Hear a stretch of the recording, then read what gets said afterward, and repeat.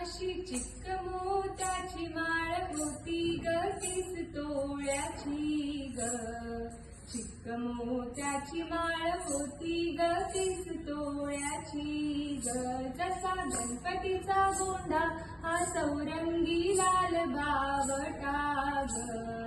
गणपतीचा गोंडा हा चौरंगी लाल बावटा ग. या चिक्क माळेला रेशमी मऊ शारदूला ग.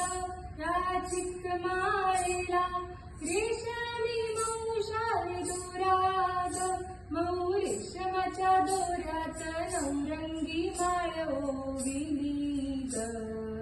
रेशमाच्या दोऱ्यात नवरंगी माळ ओविली ग.